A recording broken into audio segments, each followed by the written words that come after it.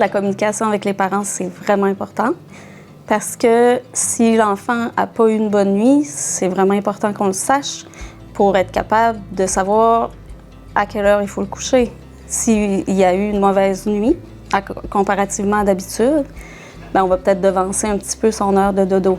Souvent, les enfants arrivent puis ils sont levés depuis déjà 2 heures. Fait que moi, je les accueille avec leur lait puis c'est l'heure déjà d'aller les coucher parce que je veux pas étirer parce qu'après ça, bien là, on va s'en ressentir puis ça va être plus difficile de les faire dormir.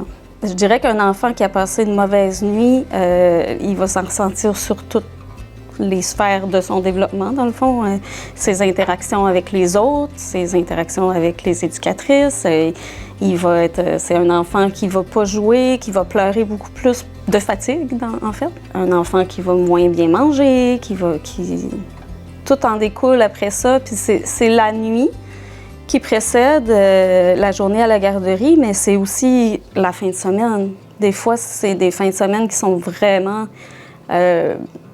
mouvementées, beaucoup d'activités, puis au détriment des siestes des enfants, même à un très jeune âge. Puis ça, on s'en aperçoit parce que le lundi matin, c'est plus difficile. Ça, c'est en général, je pense que c'est dans tous les milieux. Le lundi matin, c'est complètement différent. Puis au courant de la semaine, l'enfant reprend le sommeil qui a manqué durant la fin de semaine. L'enfant qui est malade, il va, c'est sûr, souvent moins bien dormir ou l'effet inverse, il va vraiment plus dormir. Bon matin! Comment ça va? Ça va bien ce matin, ça va mieux, là. Que dans la fin de semaine, elle avait fait comme une éruption cutanée, là, fait qu'elle avait moins bien dormi.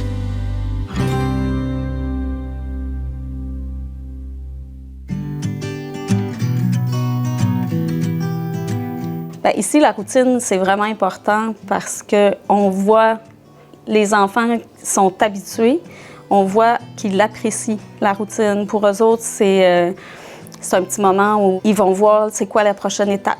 Ils se sentent réconfortés, ils se sentent en sécurité.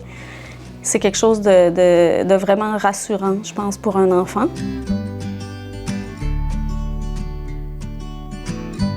Les enfants, en général, c'est bon de les amener à apprendre à s'endormir tout seuls dans leur lit, mais on n'y va pas tous à la même vitesse. On y va aussi en fonction de comment c'est fait à la maison. On y va en fonction qu'on est en groupe dans les dortoirs. Fait que des fois, on va en coucher un ou deux qu'on sait qu'ils sont capables de s'endormir tout seuls. On va en bercer un autre pendant ce temps-là.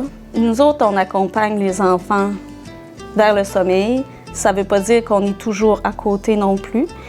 Quand un enfant est prêt à s'endormir, à apprendre, on dirait qu'on le sent.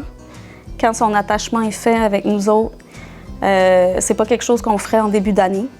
Quand l'enfant n'a aucun lien d'attachement envers l'éducatrice, envers le milieu, les autres enfants, juste s'abandonner à être ici tout seul pendant une journée, c'est déjà gros.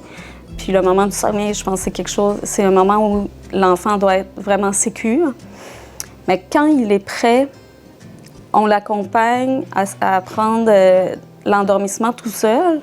On va le déposer dans son lit, on va rester avec lui dans la chambre, on va s'éloigner tranquillement, puis on voit qu'il commence à réaliser qu'il est bien. Puis si l'enfant pleure, on revient, on le replace dans son lit s'il est debout, on lui redonne sa suce s'il l'a lancé. C'est souvent ce que les enfants vont faire. Quand on a la collaboration avec les parents, puis que le parent est prêt à faire la même chose à la maison, bien, on voit tout de suite la différence, puis l'enfant apprend à dormir en un rien de temps. S'il y a un petit micro-réveil, quelque chose, bien, il va se virer de bord, il va reprendre sa suce, il se rendort. Un enfant qui se réveille en pleurant a probablement pas terminé son repos. Quand l'enfant est tout seul dans son dortoir, on va essayer d'amener l'enfant à se rendormir dans son lit de façon plus autonome. S'il n'est pas tout seul dans son dortoir, s'il dort avec d'autres enfants qui sont un petit peu plus fragiles, des fois on va le sortir de la pièce ou on va s'asseoir dans la pièce dans notre chaise berceuse pour le rendormir, mais on tient vraiment à ce que l'enfant dorme selon son besoin.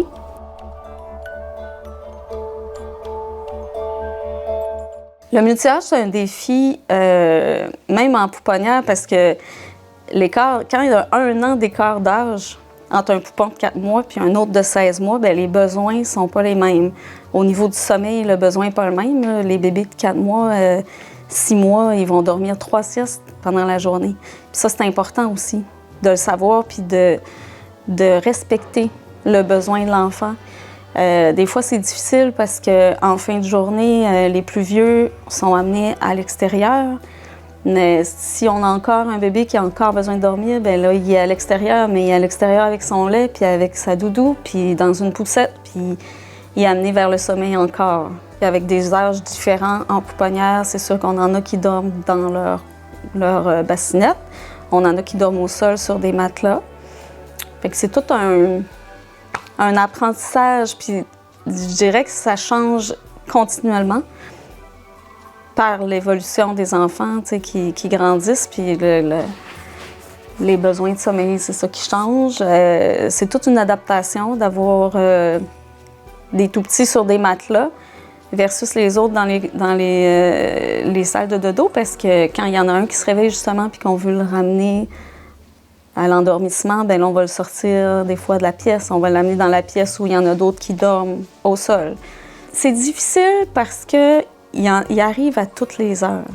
Puis il arrive avec tous leurs besoins de sommeil. Puis, tu sais, comme Édouard, par exemple, qui arrivait à 8h moins quart, il dormait. Tout de suite, il se couchait. Puis j'en ai d'autres qui arrivent à 9h30. Puis les besoins du sommeil ne sont pas les mêmes parce qu'ils arrivent, ils se sont levés plus tard. Puis un enfant qui se réveille, qui a suffisamment dormi, va être souriant, content de te voir, content de voir les autres. Versus avant d'aller au sommeil où là, il n'y a plus du besoin d'être cajolé à proximité puis qui est plus sensible.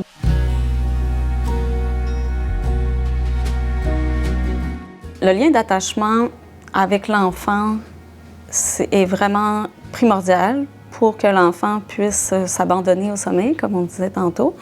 Durant la journée, pour renforcer le lien d'attachement, mais ça va être dans tous les petits moments de routine, que ce soit quand je change sa couche, quand il est au sol pour jouer, ou quand il est en train de manger, ou juste après le repas, quand je le reprends pour aller le remettre dans la salle de jeu.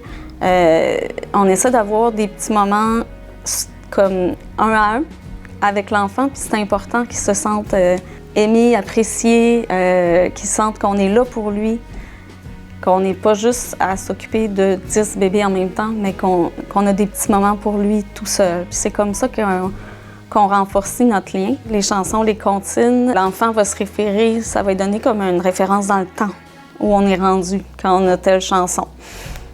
C'est quelque chose, c'est sûr, que les enfants apprécient vraiment beaucoup. On va stimuler en même temps l'apprentissage du langage, nos échanges, notre lien d'attachement avec eux.